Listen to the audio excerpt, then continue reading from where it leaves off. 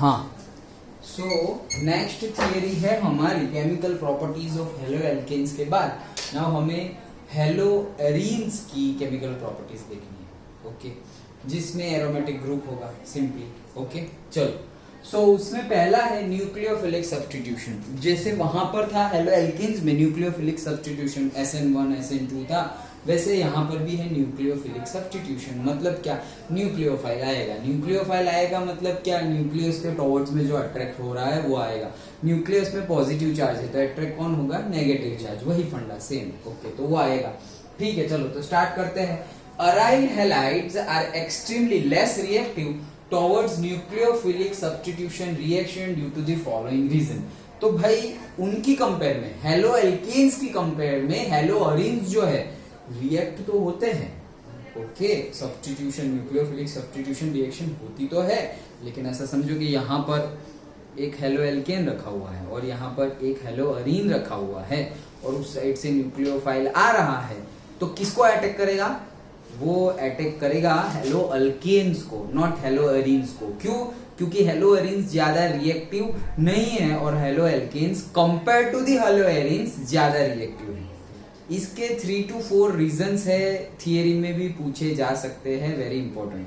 तो 1 by 1 हम देखते हैं। ओके, चलो। पहला रीजन रेजोनेंस इफेक्ट। तो हमारे पास अब एरोमेटिक कंपाउंड है, सो उसमें रेजोनेंस, बेंजीन होगा, सपोज डबल बॉन्ड है तो रेजोनेंस इफेक्ट होगी ही।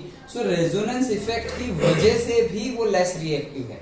क्यों लेस रिएक्टिव है, एकदम सिंपल। रेजोनेंस एकदम इजीली समझा दूं तो क्या है, जब रेजोनेंस होगा ना तो ये जो डबल बॉन्ड है ना वो शिफ्ट होता रहता है। तो कई बार ये डबल बॉन्ड, ये कितने हैं देखो, इसके पास 1 2 3 4 5 6 इलेक्ट्रॉन्स है। ओके, और ये 7 और 8 मतलब टोटल ऑक्टेट कंप्लीट हुआ कोवेलेंट बॉन्ड बनाकर। ओके, तो ये जो 2 इलेक्ट्रॉन है ना वो यहाँ आके डबल बॉन्ड बना लेंगे। ओके, तो डबल बॉन्ड बन जाएंगे कार्बन और क्लोरीन के बीच में। अगर कार्बन और क्लोरीन के बीच में डबल बॉन्ड बन गए तो डबल बॉन्ड को तोड़ना compare to the single bond क्या होता है, डिफिकल्ट होता है। ओके, मतलब वहां पे हमारे क्या है, वहां पर हमारे से CH3Cl ऐसे जुड़ा हुआ है तो क्लोरीन एंड कार्बन जुड़ा हुआ है, लेकिन यहाँ पर हमारे पास क्या है, यहाँ पर हमारे पास है बेंजीन एंड देन क्लोरीन। तो यहाँ पर भी क्लोरीन एंड कार्बन और यहाँ पर भी क्लोरीन एंड कार्बन, लेकिन दोनों में क्लोरीन और कार्बन के बीच में, हाइड्रोजन और कार्बन के बीच में बॉन्ड है, बट यहाँ पर डबल बॉन्ड है। ओके, सो ये जो बाहर बना दिया ओके, यहाँ पर डबल बॉन्ड है, वो शिफ्ट होता रहता है, इसके पास एक्स्ट्रा इलेक्ट्रॉन्स भी है। सो ये 2 इलेक्ट्रॉन्स यहाँ पे बॉन्ड बना देंगे, यहाँ पे बॉन्ड बन गया तो फिर अगेन जो हमने रेजोनेंस लास्ट लेक्चर में भी देखा था कि वो प्लस कैटायन बनेगा तो वो शिफ्ट होता रहता है, यहाँ आएगा फिर यहाँ आएगा फिर यहाँ आएगा, लाइक दैट। ओके, तो डबल बॉन्ड बन जाता है। हमें पता है कि डबल बॉन्ड को तोड़ना सिंगल बॉन्ड की कंपेयर में डिफिकल्ट है, तो इसको तोड़ना डिफिकल्ट होगा कंपेयर टू दिस। ओके, इसीलिए जो न्यूक्लियोफाइल आएगा तो यहाँ अटैक करेगा, क्लोरीन को निकाल देगा। यहाँ पर से भी ऐसा नहीं है नहीं निकलता है, निकलता है, लेकिन इसकी कंपेयर में लेस रिएक्टिव है। रिएक्शन तो होती है, न्यूक्लियोफिलिक सब्स्टिट्यूशन रिएक्शन होगी। अभी OH- साइनाइड हम देंगे इसको तो वो रिप्लेस कर देगा हेलोजन को, वो कर देगा, जैसे यहाँ होता है वैसे ही यहाँ होता है। बट दोनों की कंपेयर करें तो ये लेस रिएक्टिव है, क्योंकि यहाँ पे डबल रेजोनेंस इफेक्ट की वजह से डबल बॉन्ड क्रिएट हो जाता है। नॉट ऑलवेज बट कंटिन्यूअसली, वो तो शिफ्ट होता रहता है। रेजोनेंस इफेक्ट में बॉन्ड शिफ्ट होता रहता है, इलेक्ट्रॉन मूव करते रहते हैं। सो उसकी वजह से डबल बॉन्ड बनता है और तोड़ना मुश्किल हो जाता है। ये सिंपल लैंग्वेज में मैंने तुम्हें बता दिया। डन। अभी बुक का भी समझ लेते हैं, वही चीज समझाई हुई है। In hello arenes the electron pairs on halogen atom, देखो ये 2 इलेक्ट्रॉन है, वो सपोज यहाँ आ गए, तो ये 2 इलेक्ट्रॉन यहाँ आ गए। अब यहाँ पर ये जो दूसरा बॉन्ड है उसके भी 2 इलेक्ट्रॉन होंगे, तो वो एक इलेक्ट्रॉन कहाँ आ गया, यहाँ आ गया। मतलब सपोज दोनों इलेक्ट्रॉन यहाँ आ गए। देखो, the electron pairs on halogen atom are in conjugation with the pi electrons of the ring. मतलब इसके जो इलेक्ट्रॉन है वो पाई इलेक्ट्रॉन्स का बॉन्ड जो बना हुआ है बेंजीन में उसके साथ कॉन्जुगेशन में है। मतलब क्या, अगर यहाँ डबल बॉन्ड बना तो ये फिर नहीं रहेगा डबल बॉन्ड। क्यों, क्योंकि भाई बॉन्ड के नंबर भी फिक्स होते हैं ना, ऐसा थोड़ी कि जितने चाहे उतने बना दो। ओके, कार्बन है, टेट्रावेलेंसी होगी, उससे ज्यादा तो होगी नहीं। तो यहाँ पर डबल बॉन्ड बना तो ये कार्बन यहाँ भी डबल बॉन्ड बनाएगा, यहाँ भी डबल बॉन्ड बनाएगा, तो यहाँ जुड़ेगा किससे भाई, टेट्रावेलेंसी तो खत्म हो गई। ओके, तो वो टूट जाएगा, ये एक एक यहाँ डबल बॉन्ड बनेगा तो ये डबल बॉन्ड क्या हो जाएगा, टूट जाएगा। तो यहाँ डबल बॉन्ड बना, ये वाला डबल बॉन्ड टूट गया। अंडरस्टूड, समझ में आया। और यहाँ जो एक्स्ट्रा इलेक्ट्रॉन थे वो एक्स्ट्रा इलेक्ट्रॉन यहाँ आ गए। सिंपल है, मतलब बॉन्ड शिफ्ट हो रहा है। ये ऐसा समझो कि ये गाड़ी आगे चली, ये डबल बॉन्ड यहाँ चला गया, ये यहाँ आ गया और ये यहाँ आ गया। ओके, तो बॉन्ड शिफ्ट हो, मतलब इलेक्ट्रॉन शिफ्ट हो रहे हैं, मतलब इनडायरेक्टली बॉन्ड ही शिफ्ट हुआ ना, इलेक्ट्रॉन से ही बॉन्ड बनता है। And the following resonating structures are possible. तो देखो सब जगह ऐसे स्ट्रक्चर पॉसिबल है। ये दो इलेक्ट्रॉन कहाँ आ गए, यहाँ आ गए, तो यहाँ आ गए तो उनके बीच में क्या हो गया, बॉन्ड बन गया। लेकिन यहाँ बॉन्ड बन गया तो ये बॉन्ड टूट जाएगा। वो बॉन्ड अगर टूट गया तो वो बॉन्ड टूट गया, मतलब दो इलेक्ट्रॉन से ही बॉन्ड बनता है, तो वो दोनों इलेक्ट्रॉन चले गए। दोनों इलेक्ट्रॉन चले गए तो वो कहाँ चले गए, यहाँ चले गए। तो इसके पास इलेक्ट्रॉन ज्यादा हो गए। तो इलेक्ट्रॉन कोई किसी के पास ज्यादा हो जाए तो उसके पास कौन सा चार्ज होता है, नेगेटिव चार्ज। तो ये नेगेटिव चार्ज हो गया और ये पॉजिटिव चार्ज हो गया, क्योंकि उसके ही तो इलेक्ट्रॉन गए हैं। डन, पक्का। ओके, फिर और आगे, तो यहां से वापस और आगे देखो, सिंपली तुम बनाने बैठो ना तो तुम्हें इतना याद रखना है कि जहां पर तुमने नेगेटिव चार्ज रखा हुआ है ना, उसके आसपास डबल बॉन्ड नहीं होने चाहिए। उसके आसपास डबल बॉन्ड नहीं होने चाहिए, क्योंकि कितने फिर इलेक्ट्रॉन हो जाएंगे। डबल बॉन्ड मतलब 8 इलेक्ट्रॉन तो वही हो गए। एक बॉन्ड में 2 इलेक्ट्रॉन, फिर डबल बॉन्ड में टोटल 4 इलेक्ट्रॉन, दूसरी बार जो भी डबल बॉन्ड है तो टोटल 8 इलेक्ट्रॉन तो वहीं पे हो गए और वापस तुम्हारा एक्स्ट्रा ऊपर है। वैसा करना नहीं है, 8 इलेक्ट्रॉन हम रखेंगे। सो जहां पे इलेक्ट्रॉन है आया है उसके ये और ये देखो डबल बॉन्ड नहीं है। ओके, यहाँ पर देखो, यहाँ पे इलेक्ट्रॉन आया तो यहाँ और यहाँ डबल बॉन्ड नहीं है, उसके बाद डबल बॉन्ड है। डन। तो ऑर्थो और पैरा में वो मूव करता रहता है, ये ऑर्थो फिर पैरा पे जाएगा, फिर वापस ऑर्थो पे, ये रहा। डन। तो वैसे इलेक्ट्रॉन मूव करता है, डबल बॉन्ड भी कंटिन्यूअसली, मतलब रेजोनेंस इफेक्ट है हमारी। ओके, तो होगा क्या, अब इसकी कंपेयर में, ये बॉन्ड की कंपेयर में ये डबल बॉन्ड को तोड़ना क्या हो जाएगा, डिफिकल्ट हो जाएगा। तो वही चीज यहाँ पर बताई गई है। CCl bond acquires a partial double bond character due to the resonance. As a result, the bond cleavage in the haloarenes is difficult. Then cleavage मतलब breaking. Okay, so bond cleavage in the haloarenes is difficult than haloalkanes and therefore they are less reactive towards nucleophilic substitution reaction. तो ये हो गया पहला, ये हो गया पहला रीजन कि haloarenes compare to the haloalkanes less reactive होते तो है ही, रिएक्टिव तो होते हैं लेकिन लेस रिएक्टिव होते हैं उनकी कंपेयर में। ये पहला रीजन हो गया। क्या, सिंपल एक वर्ड में याद रखना हो तो रेजोनेंस। डन। फिर उसमें पूरा तुम्हें समझाना है। ओके, दूसरा है difference in hybridisation of, hybridisation में डिफरेंस है ऑब्वियसली। देखो जहां पे डबल बॉन्ड आ जाएगा तो वहां पर हाइब्रिडाइजेशन से sp2 हो गया, लेकिन सिंपल हमारा ये था तो यहाँ पर तो sp3 हाइब्रिडाइजेशन था। कार्बन और क्लोरीन के बीच में कौन सा हाइब्रिडाइजेशन था, sp3। वहां पे sp3 और यहाँ पे sp2, उससे क्या फर्क पड़ता है, हम 11th में पढ़े थे, याद हो तो। sp3 मतलब उसका पार्टिसिपेशन s ऑर्बिटल का और p ऑर्बिटल का कितना होगा, ये 3 है और एक तो मतलब 4, तो 100 डिवाइडेड बाई 4 मतलब कितना हो गया 25%। और sp2 होगा तो कितना होगा, 2 और 1 3, तो मतलब एक s का कितना होगा 33, s का 33 और यहाँ पे एक s का 33 और यहाँ पे एक s का 25। जितना परसेंटेज ज्यादा होता है पार्टिसिपेशन s ऑर्बिटल का, उतनी कार्बन की इलेक्ट्रोनेगेटिविटी बढ़ती है। क्या हो रही है, कार्बन की इलेक्ट्रोनेगेटिविटी बढ़ रही है, इंक्रीज हो रही है। वैसे अगर देखा जाए तो कार्बन और हेलोजन के कंपेयर करें हम तो halogen are more electronegative than the carbon. Chlorine जैसे है तो क्लोरीन, यहाँ पे अगर बॉन्ड है हमारा, ये बॉन्ड है, ओके, ये बॉन्ड है तो ये क्लोरीन ज्यादा इलेक्ट्रोनेगेटिव है, इसलिए तो वो पार्शियली नेगेटिव पोलैरिटी यहाँ पे शो हो रही है। से partial negative and partial positive charge यही तो बनता था, याद है ना, कोवेलेंट बॉन्ड है। तो क्यों, क्योंकि क्लोरीन मोर इलेक्ट्रोनेगेटिव है तो वो खींचेगा।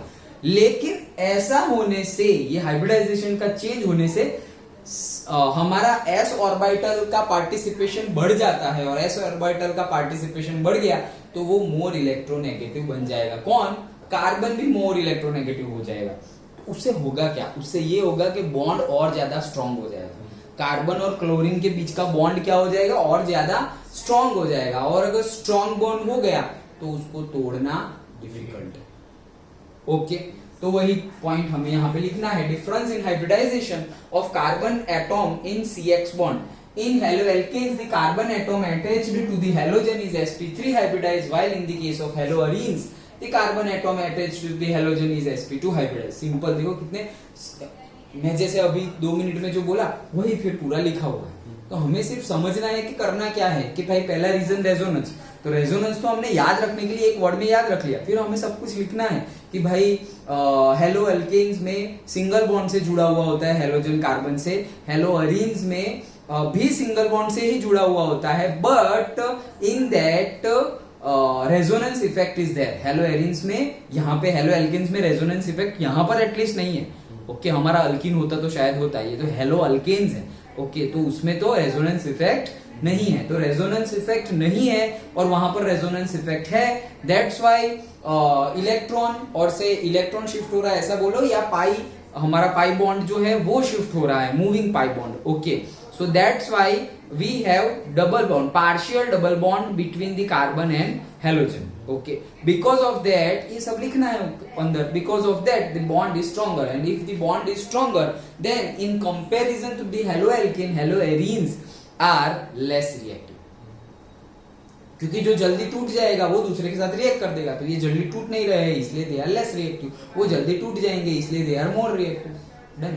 तो वो तो हमने समझने, याद रखने के लिए रेजोनेंस, लेकिन फिर हमने सब कुछ डिटेल में लिख देना है. यहाँ पर भी दूसरा पॉइंट क्या है, दूसरा पॉइंट है हाइब्रिडाइजेशन. जैसे वहां रेजोनेंस था, दूसरा पॉइंट हमने याद रख लिया किस वजह से ऐसा हो रहा है, तो दूसरा पॉइंट है हाइब्रिडाइजेशन. तो बस उसमें लिखो क्या कि भाई हेलो एल्केन्स में sp3 हाइब्रिडाइजेशन होता है कार्बन और क्लोरीन के बीच में. फिर दूसरा सेंटेंस लिखो, हेलोएरीन्स में sp2 हाइब्रिडाइजेशन होता है कार्बन और क्लोरीन के बीच में. ठीक है, उससे क्या होता है, तो दोनों के परसेंटेज दिखा दो कि sp3 hybridization the s orbital have participation of say 25%, and in sp2 the s orbital has participation of say 33%. Okay, so because of the configuration and hybridization, the bond between the carbon and the halogen in the aromatic compound or say haloarenes is stronger because of the hybridization, changed hybridization. Okay, and therefore say if it is stronger then it is less reactive. Okay, understood? पक्का? चलो, so next देखते हैं, मतलब इसी में पढ़ लेते हैं बुक में से.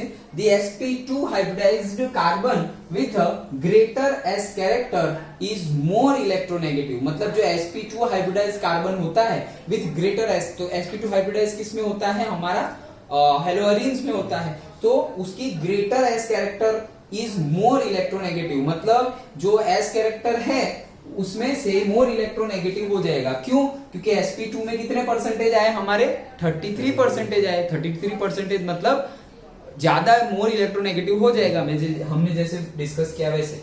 And can hold the electron pair of carbon halogen bond more tightly than sp3 hybridized carbon in haloalkanes with less s character. मतलब वही चीज है जो हमने डिस्कस की, वो क्या कि sp2 में एक में होता है, मतलब हेलोएल्केन्स में होता है sp3, हेलोएरीन्स में होता है sp2. देन sp3 है तो s ऑर्बिटल का पार्टिसिपेशन होगा, s कैरेक्टर का पार्टिसिपेशन परसेंटेज में sp3 में 25% और sp2 में 33%.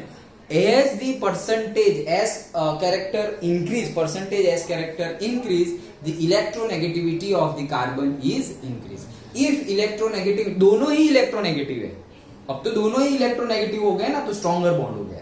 क्लोरीन तो इलेक्ट्रोनेगेटिव पहले से ही था, लेकिन ये हाइब्रिडाइजेशन चेन होने की वजह से कार्बन भी इलेक्ट्रोनेगेटिव हो गया, और दोनों इलेक्ट्रोनेगेटिव होने की वजह से बॉन्ड स्ट्रॉन्गर हो गया. बॉन्ड स्ट्रॉन्गर हो गया तो टूटेगा नहीं, और टूटेगा नहीं मतलब less reactive.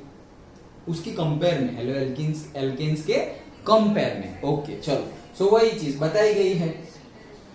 Thus carbon chlorine bond length in haloalkane is 177 picometer while in haloarenes is 169 picometer. तो देखो इतना कम है, कितना हमें लगा कि सब एक तो पहले तो पिकोमीटर में है, मतलब 10⁻⁻12, और वो भी कितना कम है, देखो सिर्फ 8 पिकोमीटर कम है, मतलब 8 × 10⁻12 इतना ही कम है, फिर भी लेस रिएक्टिव है।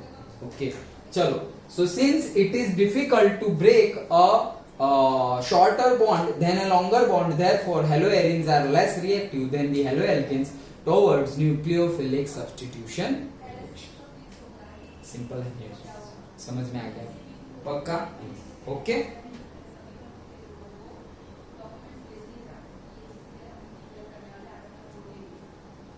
ओके चलो नेक्स्ट, ये हमने दो रीजन देखे।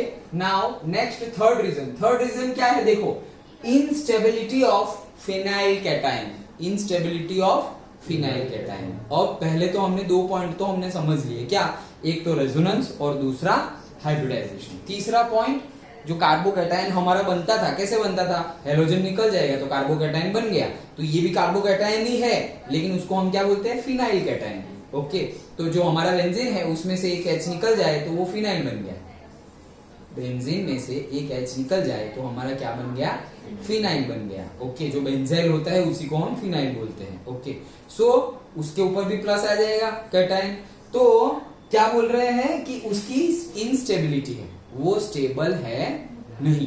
Instability of phenyl cation. In case of haloarenes, the phenyl cation formed as a result of self-ionization will not be stabilized by resonance and therefore SN1 mechanism is ruled out. तो SN1 में ही carbocation होता है। SN1 में carbocation होता है ना, याद है ना? पहले तो SN2 हम समझे थे, तो उसमें तो इंटरमीडिएट बनता था, अदरवाइज तो वो सिंगल स्टेप में ही हो जा रहा है। लेकिन SN1 में दो स्टेप में हो रहा था। पहले कार्बोकैटायन बनेगा और कार्बोकैटायन बनने के बाद हम न्यूक्लियोफाइल का अटैक करेंगे। ओके, तो यहाँ पर जो हमारा कार्बोकैटायन और से फिनाइल कैटायन बना हुआ है वो स्टेबिलाइज नहीं है, और स्टेबिलाइज ही नहीं है तो फिर न्यूक्लियोफिलिक का अटैक कैसे करवाओगे? न्यूक्लियोफाइल का अटैक कैसे करवाओगे? क्योंकि वो खुद स्टेबल ही नहीं है। जैसे हमारा SN2 में क्या इंटरमीडिएट बन रहा था, वो इंटरमीडिएट तो अनस्टेबल था ना, इसीलिए हमने बोला कि ये कोई स्टेप नहीं है, ये तो अनस्टेबल है। ओके, ना यहाँ से ये पक्का इस साइड जाएगा ना पक्का रिवर्स में जाएगा, अनस्टेबल है। ओके, तो वैसे ही फिनाइल कैटायन क्या है? अनस्टेबल है। अनस्टेबल है तो SN1 तो ऐसे ही रूल आउट हो गया फिर, क्योंकि वहां तो कार्बोकैटायन और से फिनाइल कैटायन को ही न्यूक्लियोफाइल अटैक करेगा, वो बन ही नहीं रहा है। तो फिर हमने बोला था उसको नाम क्यों बोला SN1? क्योंकि उसमें केमिकल काइनेटिक्स, जो ऑर्डर ऑफ केमिकल रिएक्टिविटी है, वो सिर्फ और सिर्फ एक ही चीज और से एक ही कॉन्सेंट्रेशन के ऊपर डिपेंड करती है, and that is concentration of substrate. Okay, तो फिर यहां पर तो आया ही नहीं काम। न्यूक्लियोफाइल कितना भी तुम न्यूक्लियोफाइल ले लो, लेकिन कार्बोकैटायन ही सीधा नहीं है। तो आज क्यों लेट हुआ? कोई भी टाइम हो लेट 10-15 मिनट का होता है। आज के घर में सर्विसिंग वाले होंगे, इजी तो रुकना पड़ेगा। अच्छा, चलो जल्दी बैठो। हाँ, तू भी रिपेयर कर रहा था। So will not be stabilized by resonance and therefore SN1 mechanism is ruled out. तो instability, सिर्फ थर्ड पॉइंट हमारा क्या है? जो हमारा फिनाइल कैटायन है उसकी instability है। And fourth point, because of the possible repulsion, और फोर्थ पॉइंट है हमारा रिपल्जन। तो किसके बीच का? हमारा एरोमेटिक ग्रुप है। एरोमेटिक ग्रुप में हमने पहले ही बोला डबल बॉन्ड भी है और इलेक्ट्रॉन क्लाउड भी होता है। तो इलेक्ट्रॉन क्लाउड मतलब डबल बॉन्ड है, इलेक्ट्रॉन क्लाउड है, मतलब क्या है? सारा ज्यादा नेगेटिव चार्ज है, और नेगेटिव चार्ज ज्यादा है, और हम अटैक किसका करवा रहे हैं? न्यूक्लियोफाइल का। तो न्यूक्लियोफाइल भी तो नेगेटिवली चार्ज है, तो नेगेटिव नेगेटिव तो क्या करेगा? रिपल करेगा। तो मतलब आएगा तो सही, अटैक तो करेगा, लेकिन वहां पर जो स्पीड से आता है ना, हेलो अल्केन्स में से सुम करके आगे अटैक कर दिया न्यूक्लियोफाइल में, वैसा नहीं आएगा, आराम से आएगा। क्यों? वैसे ही रिपल्जन हो रहा है, ऑपोजिट फोर्स ही इतना ज्यादा मिल रहा है कि भाई धीरे धीरे करके संभाल के अटैक करेगा। Okay, done. तो वो है because of possible repulsion it is less likely for the electron rich nucleophile to approach electron rich arenes. तो अरीन्स तो इलेक्ट्रॉन रिच ही होंगे, वैसे भी डबल बॉन्ड है सारे, और बेंजीन एरोमेटिक ग्रुप में हमारा इलेक्ट्रॉन क्लाउड भी होता है। Okay, extra electron, double bond, तो इलेक्ट्रॉन उसके पास चार्ज कौन सा है? ज्यादा, नेगेटिव, और न्यूक्लियोफाइल भी क्या है? नेगेटिवली चार्ज, तो रिपल्जन तो होने ही वाला है। तो अटैक तो हम करवाएंगे, तो अटैक तो होगा ही, लेकिन जो स्पीड से हेलो एल्केन्स में ऐसे न्यूक्लियोफाइल आके ऐसे चिपक गया। क्यों? क्योंकि यहाँ पॉजिटिव और यहाँ पे नेगेटिव और आके चिपक गया। लेकिन यहाँ पर भी वो ऐसा, सर हम दूसरे हाइड्रोजन के ऊपर थोड़ी मारने वाले हैं, क्लोरीन के ऊपर थोड़ी मारने वाले। हाँ ठीक है, हम तो कार्बन पे ही अटैक करेंगे, लेकिन चार्जेस तो है ना वहां पर नेगेटिव, तो वो लोग क्या करेंगे? ऑपोज करेंगे, रिपेल करेंगे, क्योंकि वो नेगेटिव चार्ज है और न्यूक्लियोफाइल भी नेगेटिव चार्ज है। अंडरस्टूड? तो 4 पॉइंट हमने देखे जिसकी वजह से क्या हो रहा है, हेलोअरीन्स में जो न्यूक्लियोफिलिक सब्स्टिट्यूशन रिएक्शन है वो लेस रिएक्टिव है compare to the haloalkanes. तो उसमें हमने 4 पॉइंट देखे, थियरी में पूछा जा सकता है ये क्वेश्चन। तो वो 4 पॉइंट्स कौन कौन से थे? Resonance, hybridization, instability of phenyl cation, and fourth and the last one that is the repulsion. Done? अच्छे से समझ में आया? पक्का? ओके, तो ये था हमारा पहला रिएक्शन, ओके, दी सब्स्टिट्यूशन रिएक्शन। चलो दूसरा देखते हैं।